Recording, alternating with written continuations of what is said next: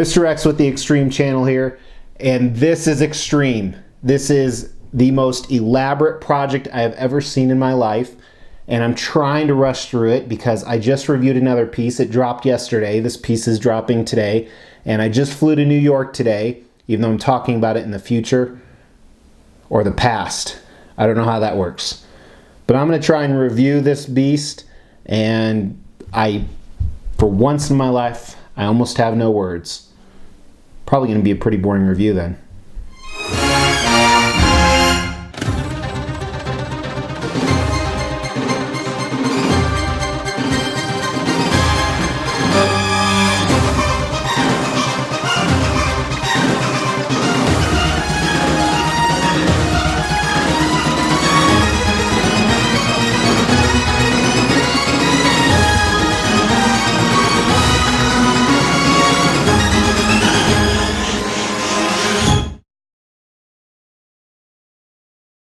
Mr. X with the Extreme channel here, and I don't know what to do with my hands because this cannot even fit on a turntable. So usually I spin it and talk to you guys.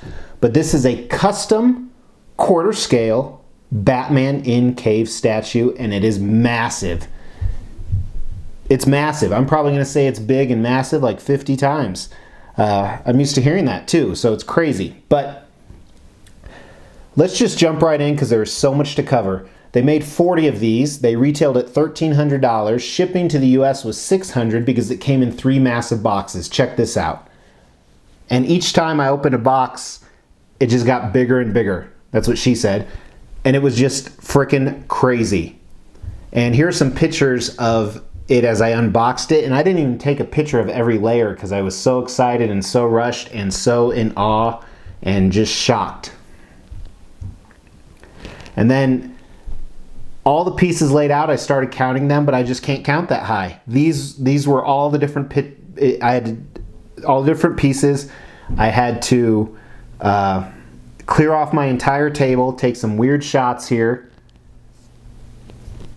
And I'm not even going to try to explain to you which piece is what and what's going on. However, I will explain to you that you have a number of display options with this guy. So first of all, the Bat Cave, the chair, is removable. So you could put that anywhere you want. So if you wanted to, you could just display Batman in his chair. Second, this back wall is completely removable. The rock wall with all the screens on it. The console behind Batman, which we're going to look at close-ups, that is also removable.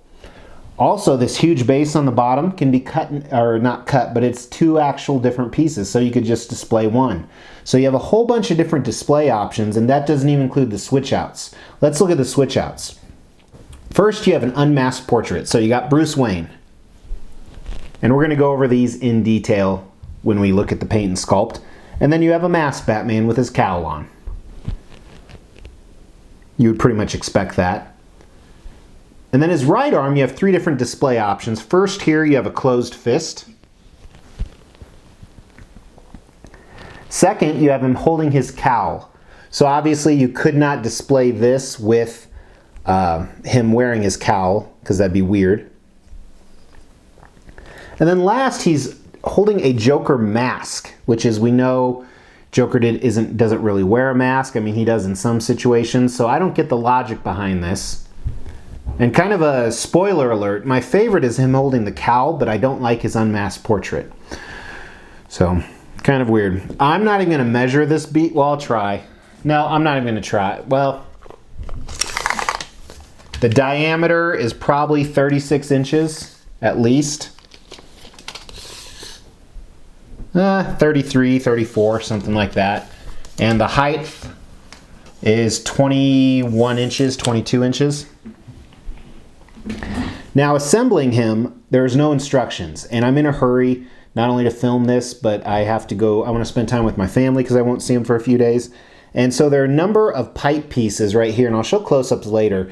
I know where some of them go. A lot of them hook into the monitor from the side and the bottom, but I don't know how they fit in yet. And I don't know where I'm going to display this because where I was going to put him will not work at all unless I take parts of it off. So I have to figure all that out later, and I'll figure that when I get back from New York. But when we do close-ups, you're going to see some keyholes, that's where all this stuff goes. So I'll figure all that out later. Let's dive into the concept and design of this piece, which obviously the design is going to take quite a bit of time. And the concept, you know, kind of changes a little bit depending which switch outs you have. But right here, so it's Batman in cave, and you have a couple different things going on. So he's deep in thought, and I want to say this was based off a comic book cover. I can't remember, and I don't have time to look it up. But he's deep in thought. Whether he just killed the Joker, if he was holding the Joker's mask, or he's contemplating retirement. He obviously is monitoring stuff that's going on in the background. And one of the cool things about this concept, as I said, you can display it so many different ways. And realistically, if you wanted to, you could display another character in the Batcave. So if you had a Riddler or something like that, you could put him in here as well. So pretty cool. Design-wise, this, as I said, is probably the most elaborate project I've ever seen anyone take on. And design-wise, I give them a lot of props. I'm very impressed. I like how everything is done. I like how you can display it differently. The kind of a spoiler in the paint and sculpt, the base in Batcave and all that stuff is very good. I'm a big fan of it. Batman, not so much, which we will talk about. But I just love it. They went over the top, but the one big issue is it's too big. It's just too big, and you'd really want this as a centerpiece too. So yeah, you're really going to have a limited, you know, audience, which they've only sold 40 of them. But I don't even know of a shelf that will hold this. You know, obviously a table this big will, but it's just too big.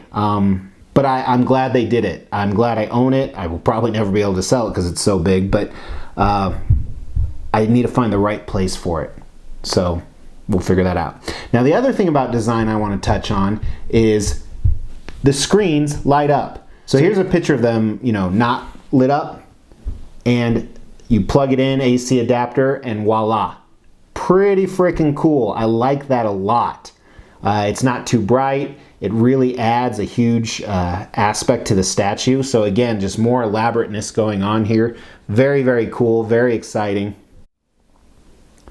Now the other thing, if you guys haven't noticed, I'm rushing through this, and I'm rushing through it. As I said, my primary reason is I need to get this done. But my secondary reason is this would be an hour-long review. Honestly, it would. And first of all, no one will watch that. Second of all, I don't want to do it. Just being honest. So, but let's look at the paint and sculpt. And here, I'm really going to gloss over things. We're not going to study it in detail because realistically, the base alone, and I'm not talking about the rock wall, the Batcave, or the console, or the chair. We could spend 2 to 5 minutes just talking about that. So we're going to try and get everything done in 5 minutes, but let us start on the base. So it has this grid-like pattern, what you'd expect to see out of the Batcave. A few different colorings in here. Looks like real steel.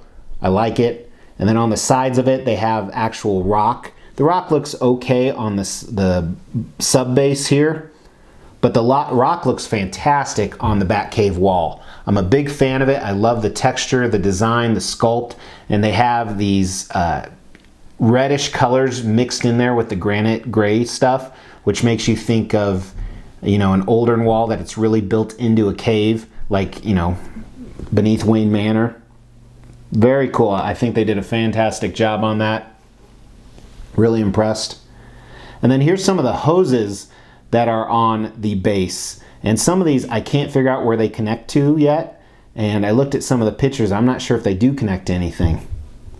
But it's a neat little touch. They look good. Then check out the console here. Very, very cool. So much detail. The buttons, the paint. This painting must have taken forever. And I'm actually having to stand up to look at some of this. You know, they didn't put individual letters on the keyboard, but that just wouldn't have made sense. And it has this rustic kind of metallic paint on it that reminds you of the rock wall, but it's definitely different. So I think that makes it flow really, really well. And then on the side has these vents and portals and really cool pipes.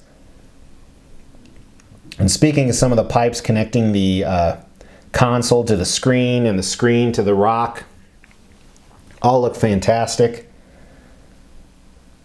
I love the decals they have in here. They have the decals of the Batsuit and the Batmobile, and obviously Joker on the big screen, and a map of Gotham.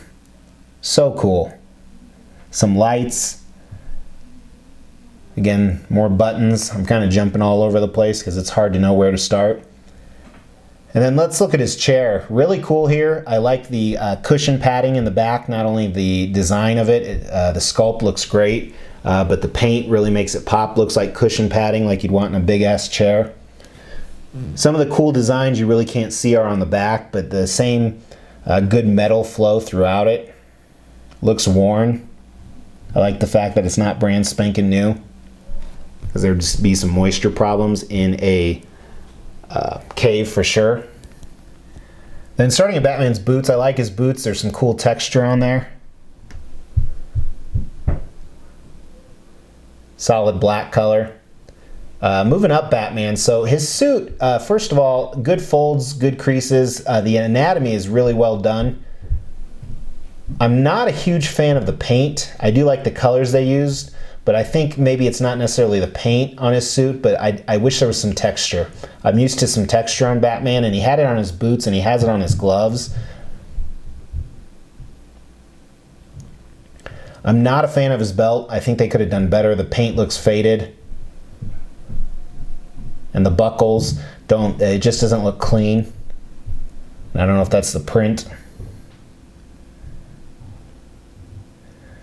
Then his cape kind of flowing all over the place. Not sure on some of it. It almost looks like a blob in areas, but it's hard to make a cape that he's sitting on. And then let's look at his unmasked portrait. I'm not a fan of it at all. You know, he has the Superman hair almost, and the hair's kind of bunched together, the individual strands. And then his face, there's no texture. I'm not a fan of the paint. The eyes look real. His lips, he looks very feminine. I think a ton of missed opportunity on this portrait. And the Batman, not a lot better, but thankfully the cowl covers a lot of it, and the cowl looks good. It's the smaller ears. But then a lot in that face. Again, I'm not a fan of the paint, the skin they used, and there's really no expression. Not a lot of sculpt in there.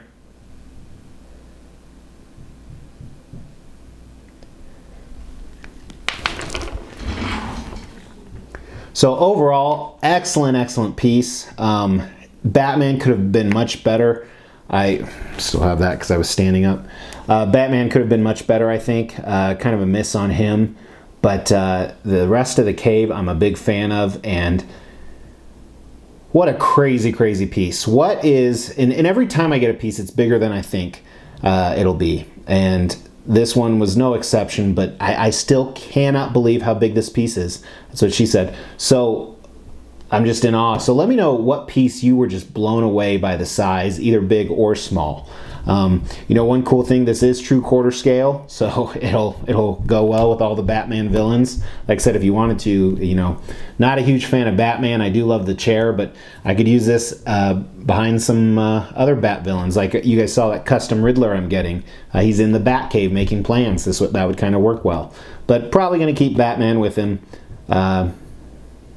Yeah. So, kind of like I told you, didn't really have a lot of words.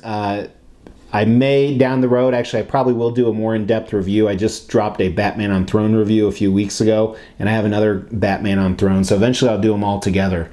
So we'll get some more shots of this. But really appreciate you guys watching. Let me know what piece just blew your mind with the size, big or small. And I'm talking about statues. Sickos. Take care.